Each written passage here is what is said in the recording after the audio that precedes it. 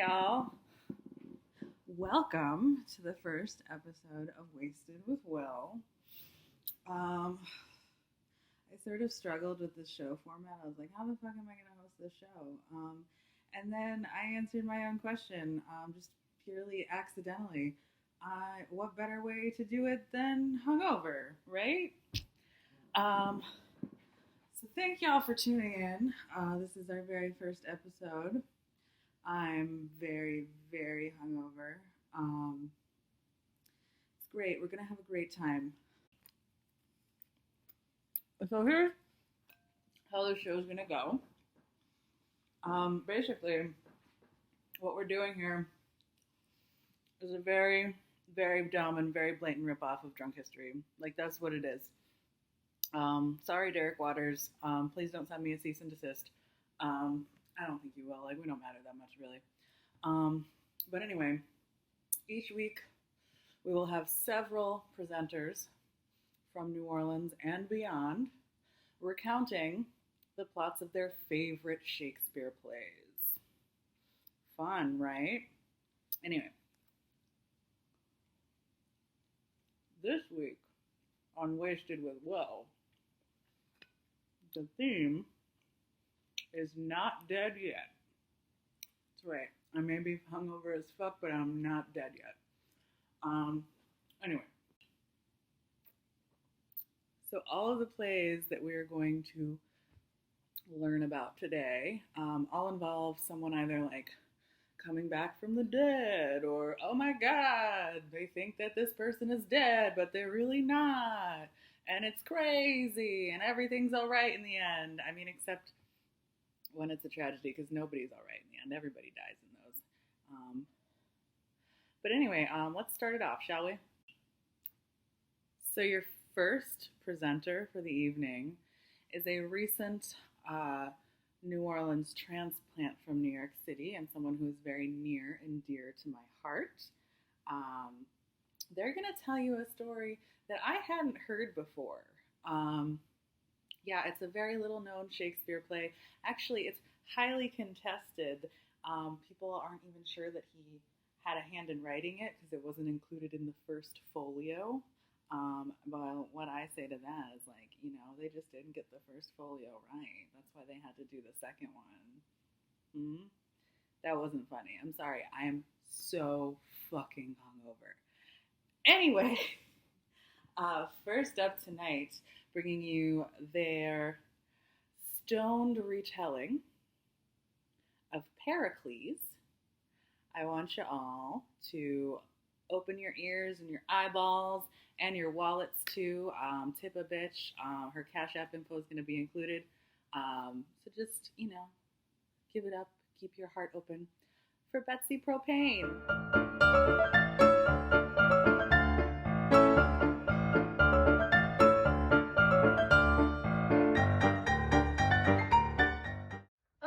Betsy Propane here, and I'm here to present to you some stoned Shakespeare. Since I don't drink, I decided that I was going to eat a weed brownie and describe the synopsis of Pericles. So let me just break out my stone synopsis and share it with you all. Hopefully my sensibilities were able to, you know, do this lovely Shakespearean story justice. So in the village of, or I guess kingdom of Antioch, King Antioch and his daughter were committing incest, which, like, nobody wants to start a story off like that.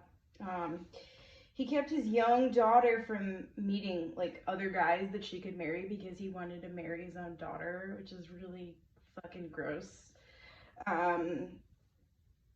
So he's always just, you know, trying to make that happen. And Pericles doesn't tell anyone.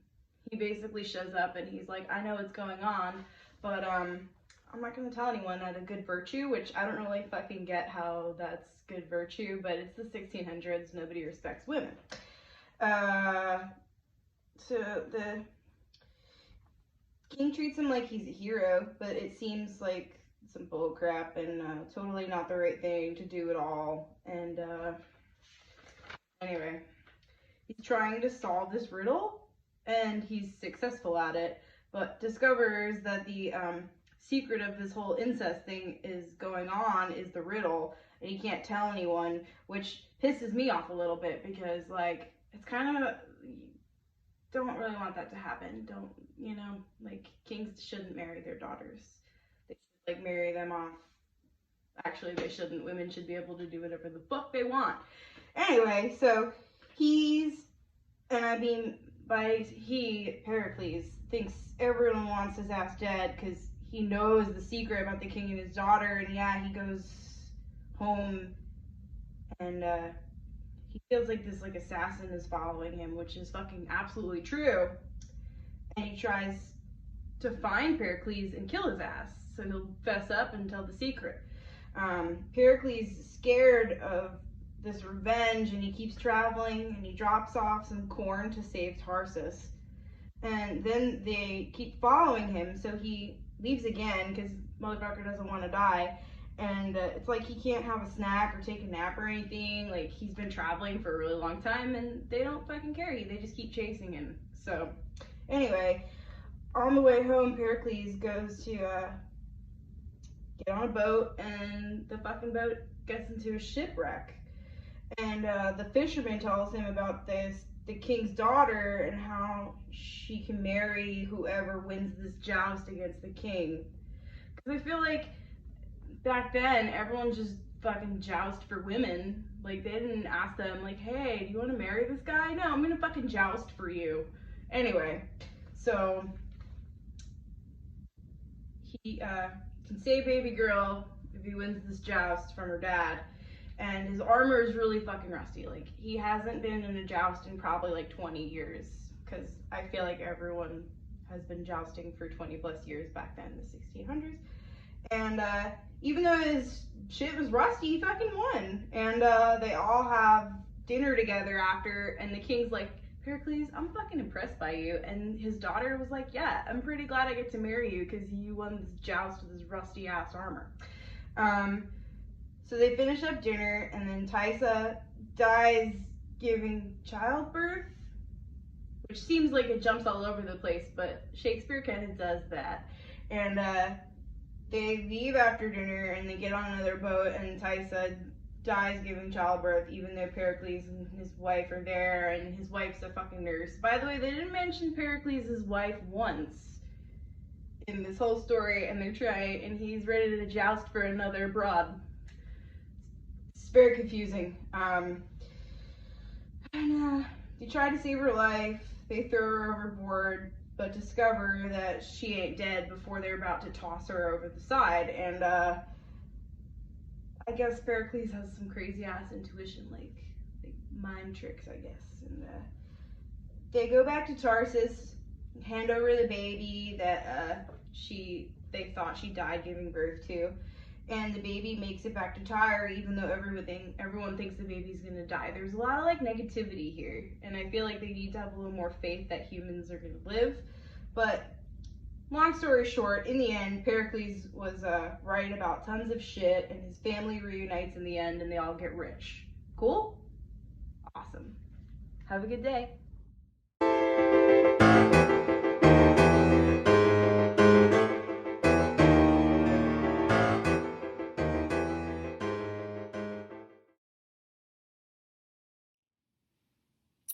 Incest. Wow. Well, we started things off with a bang, didn't we? Thank you, Betsy Propane, for your faithful retelling of Pericles and educating us all. Because, like, I didn't know that play. Like, who else knew that play even existed? And how fucking crazy it is. Like, I'm glad I know now. Anyway, make sure to tip Miss Betsy Propane for her efforts. All of her pay app info is listed. You can tip her directly.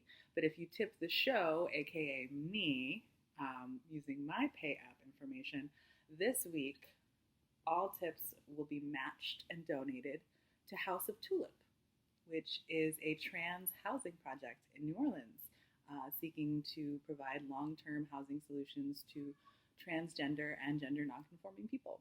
And it's really fucking important. So you donate to our cast, you're also donating to that. So, you can probably be moving on. Was there a cracker in my pizza? Yeah, there was. It's fine. Anyway, moving right along. I'm sure you want to see this next presenter because they're presenting to you the play that every single one of us read in middle school, and some of y'all theater nerds probably starred in as well. Anyway, I'm excited that this person is involved with this project. They are a lovely and amazing and talented local New Orleans burlesque performer, and they are bringing you their very tipsy recollections and thoughts on Shakespeare's Romeo and Juliet. Cheers.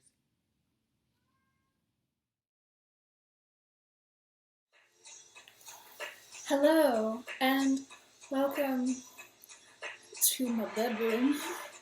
That's not the point of this.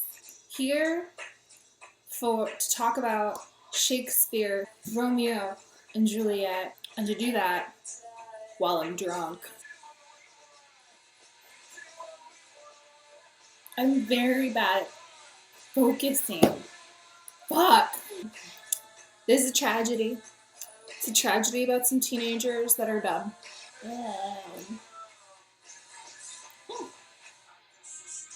This is lemonade with rum and raspberries and mint in it from my garden. The raspberries not from my garden. Oh my god, cool. Aeschylus, Prince of Verona. I don't even remember this bitch. Mercutio rocks. Balthazar? Who is Balthazar?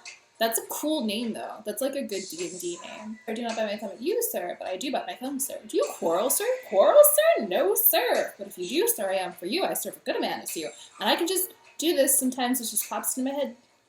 There's the families, the Montagues and the Capulets. They don't get along. Just like bitter enemies. They just see each other on the street, and they're like, you! Fuck you! 'Cause I said so. Everyone get your swords, we are fighting! And it's very dramatic. Next part, Romeo, super dramatic, very sad over Rosalind. She doesn't love him anymore, and he's heartbroken, supposedly. His heart is heavy, love is terrible, he's so sad. Like, this is like the level of drama and this, like, short scene between Romeo and Benvolio is like the level of drama of my middle school diary. It's a lot. I'm Juliet, by the way, from a party. You saw me at a party? Did you fall in love? Did you kill yourself? Did you risk it for the biscuit? Did you do it? It's probably not a good idea. You should probably get to know someone. I don't believe in their love. They didn't know each other very long. They, like, became completely enmeshed with each other immediately. Like, trauma bonded over their family shit. And then, like, decided to run away together. Like, they're both love fools. They are. A mess. A whole ass mess.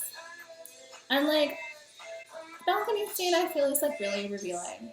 Because Romeo's like, oh, she's so hot. She's not even a human. I don't even want to be a human boy. I want to be a glove just so I can touch her. Yeah. Juliet's like, like, philosophizing about the meaning of names. Like, they're, like, on two totally different planes. But then he reveals himself, and she's like, oh my god, I'm blushing. He can't see it because it's dark. Like, there's nothing behind it. They're just, like, horny. They just met. I do like the part, though, where she's like, you know, it'd be cute if you were, like, a bird, and I had you a string, and I would, like, let you get a little far, like, let you think you could get away from me, and then I'd just pull you back. And he's like, yeah, that's hot. That's pretty cool. I do like that part. When Romeo goes to talk to Friar Lawrence is like, what happened to Rosalind? And he says, women may fall when there's no strength in men. And that happens. The nurse goes to meet Romeo. She's trying to help Juliet out. Juliet's like, did y'all meet? What'd you think? The nurse says, well, you have made a simple choice. You know not how to choose men. He's a fuckboy. And then he's like, so we can have sex, yeah? And she's like, whoa. And then he's like, I mean, say we're in love? And she's like, oh my god, yeah, we're in love, let's get married. And he's like, yeah, marriage means sex, so yeah, sure.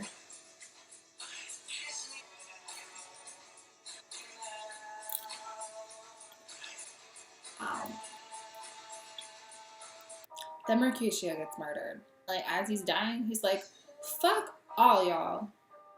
Fuck all y'all. This is some bullshit. And by that I mean, he says, a plague on both your houses. Which means fuck all y'all. That's what it means. Did Romeo have to kill Tybalt? Like, he had other shit to do. And Juliet's like all fucked up about it. I don't want to say shit about my husband because, like, I love him. And then I don't want to say shit about my cousin, but, like, also my cousin would have killed my husband, so it's almost like they didn't really think it through.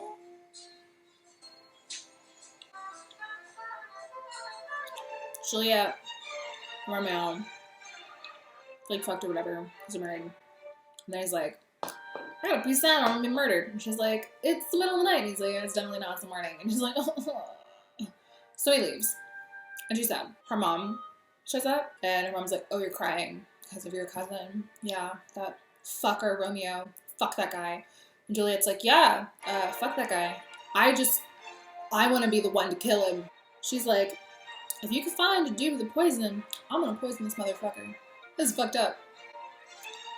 So she, like, fakes her death, yeah. Her mom's freaking out. Dad's freaking out. Friar shows up and he's like, is the bride ready to go to the church? And her dad's like, ready to go but never return. Whew. I feel like Juliet's fake death might make me more upset than all of the actual deaths. And Romeo doesn't know. Because the guy that was supposed to deliver the letter was quarantined. Romeo, he's like, oh, I have nothing to look forward to. My best friend's dead. I murdered my wife's cousin. The whole city is looking for me. My wife is dead now.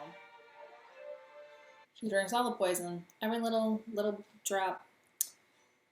And then Juliet finds him and is like, fuck. What the fuck?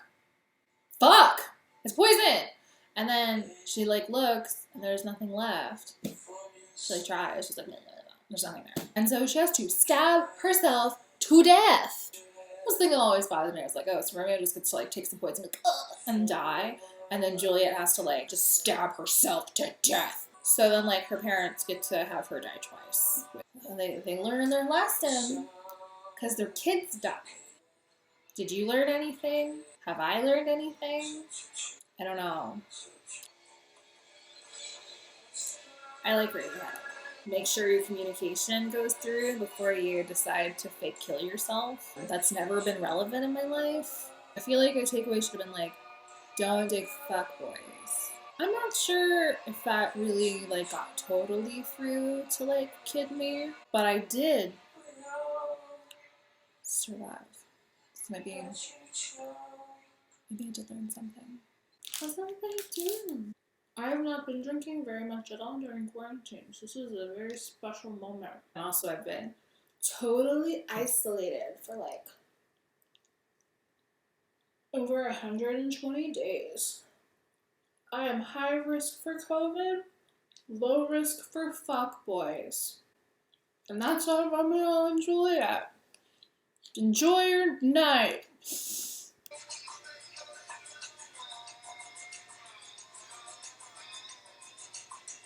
Romeo and Juliet, rapid fire, hot or not? Romeo, not. Juliet, hot. Montagues and Capulets, not. Mercutio, hot. Tybalt, undecided, probably hot. But also very hot-headed, and that's not. Poison, not. Nurse, probably hot. Friar Lawrence, probably not. Killing yourself, not. Kissing a corpse, hot. And then they like are just doing regular shit. So Mercutio has this whole speech about Queen Mab and the fairies and love. What if Juliet was a fey creature and Romeo was like, hey, yeah, I'm in love, let's get married, but then his intentions weren't pure, and so he just cursed the both of them, and then they died. But it also could just be teenage idiots there. I don't know. I feel like the Faye TikTok is like getting to me. Kind of creeping me out.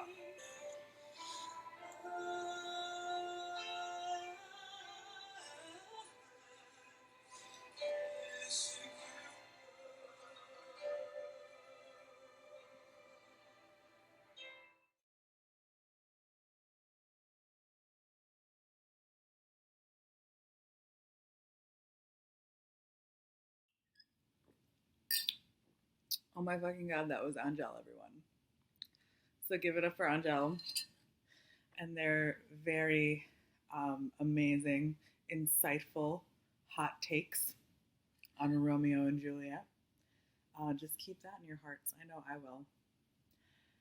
So if you want to tip Anjle, again, pay app information in the comments and in the video. But also, if you tip me directly, I will be matching and donating to House of Tulip. Let's not forget that. So, oh shit. Okay. Okay. So, next. And, fuck. Okay. Next. The reason why I am the hungover mess that you see before you, America. Yes, I'm addressing all of you, America, even though there's probably only about 12 of you watching. I love each and every one of you, and I'm glad that you've made it this far. And I hope that you're enjoying this like weird bit of silliness during all that's happening in the world right now, and in our country especially. And we're just trying to make things a little brighter, a little lighter. Ugh. For a moment before we jump back in and do the hard work.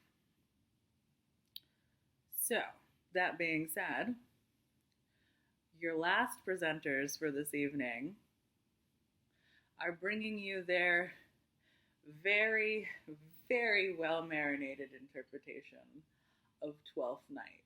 And the best thing about it is that neither of those presenters had ever read or seen Twelfth Night beforehand. Actually, no, that's a lie. One of them had read it, but like 20 years ago. So anyway, get ready for a journey because it was a learning experience for us, and it's going to be a learning experience for you. This is Twelfth Night, as experienced and recounted by Aiden Ryan and Dick Jones. Oh, Shakespeare! Yes! Yes! Sophia. Are you okay, little girl? Little girl. Funny that just happened. Alright, so what do we know so far? What is Twelfth Night? Twelfth Night is essentially it's a set of twins. One goes missing. Then the other decides, well, I'm going to pretend to be my twin to win over this really, really handsome count. Yes. But then the girl that the count is into falls in love with the twin. And the twin is like, oh shit, our sex, we fall in love too easily. It's true. And that's where we stopped. Okay. So we're gonna keep going. We're gonna keep going down. We're on this roller coaster for you. We're doing it for you to explain Yes. Shakespeare. Yes. Your lord does know my mind. I'm feeling this rosé right now. I am too. Yet, Oh. We haven't had a good drunk night together yet. know. This is so great. So good. Sophia's enjoying it. Yeah, she's eating lots of Doritos. No more Doritos for you. Love him. Oh, she said she cannot love him. Answer long ago. If I did Because love back him, then you could tell whether or not you love someone within like 10 seconds. such I a know. Why the fuck can't we do that now? Right? What happened to us as a society? Why, what would you Oh, she's into him. make me a willow Her. at your gate Them. and call upon my soul? Them. There we go. Write loyal cantons of contemned love and sing them loud, Oh. even in the dead of night. Hallow your name to the reverberate hills, and make the babbling gossip of the air cry out Olivia. She's so into it though. I Between the know. elements of air and earth that you should And they are wooing Oh her. no! Oh my God! I want them to beg. How does this happen? It can't happen because this is Shakespeare. Oh. How does this? Well, back in the day when Shakespeare was writing Shakespeare, it was all men. Yeah. So maybe they would have pretended to bang. I don't know. I don't know. We're gonna see how this plays out though. We're gonna know. Get you to your lord. For this heraldic Look, Sophia's looking eating for and you. drinking. Thou art a scholar. She loves you. Yes, but you're also looking for Doritos. Yeah, she is. Sooth, sir. Once again, A determinate awesome voyage use is of made. black and brown bodies doing Shakespeare. But Fuck yeah! Because I remember when I did Shakespeare, I felt so alone, like in loving Shakespeare. you will not extort from me what I am willing And to that give should you. not be. No, like that's Therefore, why it charges me that's why with this is so malice important. Representation rather matters. to express Fuck myself. yeah! Fuck Helena Bonham Carter. Literally.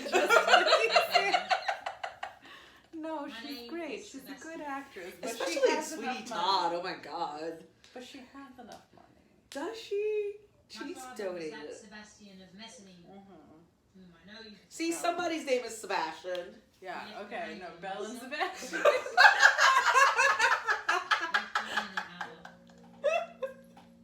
I was like, wait, is that a band?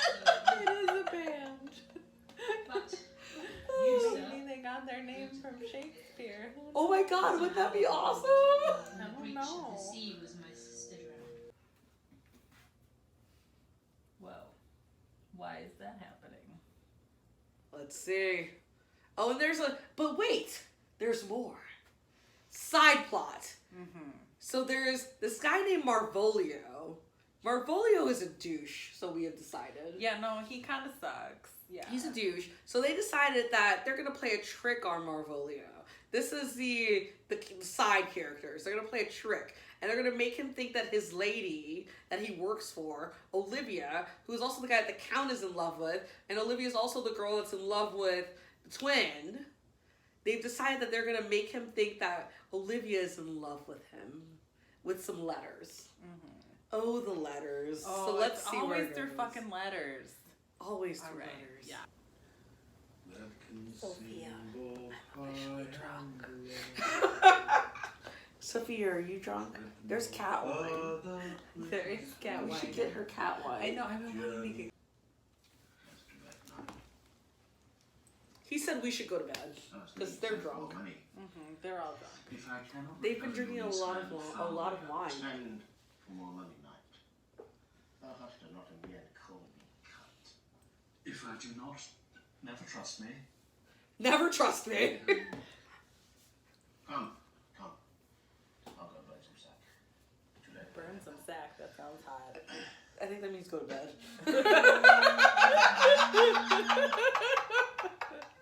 Oh my god. Look at that fast forward motion camera. Yeah, no, this is like the most artistic thing they've done in this movie so far. Oh look, he's sleeping. They're all sleeping. And They're there's like drinking. 80 bottles of beer there and wine there, yeah. Oh, the Count. Yeah, that fucking guy. Oh god, he's gonna wake all of them up. And he's playing disco? Like, what is he playing? And then he separated Cesario because he's kind of into Cesario. Yes, homo. Yes, homo, yes. Turkey cock! He was my sister drowned. Oh, that's the other guy! Yes. Oh, That's the twin! What? Yeah, they don't know. They don't know he's alive! Oh. The twin is alive! Wonder over far believe that. He's like, my sister's alive! Thus far. Deployment and revolt. The mind is always Deployment? What the hungry as fuck the is that sea. word? Can digest as much. We gotta look up a lot of this shit. Shakespeare invented a lot of words. Yeah, no, cloyment is definitely not a real word. That's a Shakespeare word. That's a Shakespeare word. Okay. Don't film me while I'm eating. My father's house. Oh? And all the brothers too. Oh. Yes! Oh, it's like he was like admitting it, but not quite. I know. This is so non-binary. This is juicy. So, to this lady. So basically he's like, do you want me, like, he's like, I don't need to give a response to this lady. And he's like, no, give a response. You should give a response. And so now he's saying, so now he's going to give the lady a present. Because he was going to give up. Yeah. Until Cesario, Viola, whatever the fuck, was like, nah, bitch. Don't be a bitch. Don't be a little bitch right now. Oh, wait. Are we sending letters now? Oh, there's more letters. You know when you see those guys on screen, there's letters involved. Letters. I want Marvolio to receive letters. Turkey cock! So what is 12th Night even about? What is it even about? Because I still don't know. It's about twins who gender flop. Well, just one of them gender flops. And pursues the love of her life for some unknown reason. And then realizes that she can win the love of her life by gender flopping. And does it. Because we've learned that gender is a social construct. And that's what 12th Night is about. Yes. Gender being unreal. Gender is a construct. Gender!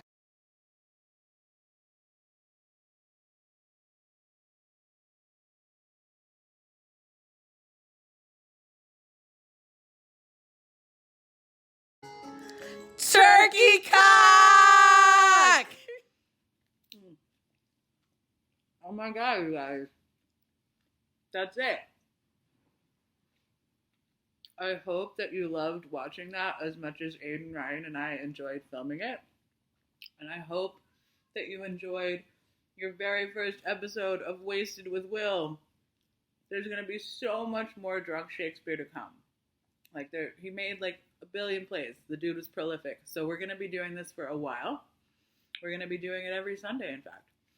Every Sunday, 8 p.m. Central Standard Time.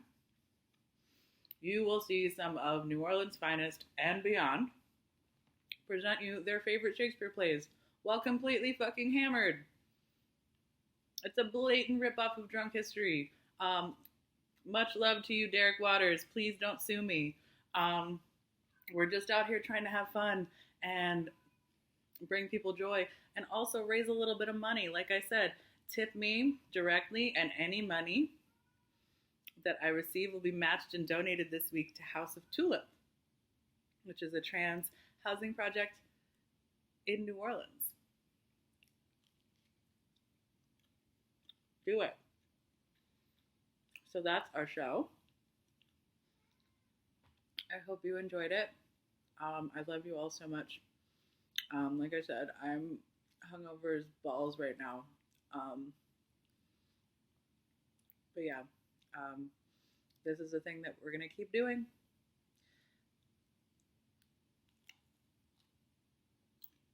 I'm going to finish this pizza before we go. No. Give me a little hair of the dog. Cool. All right. I love y'all so much. Bye-bye.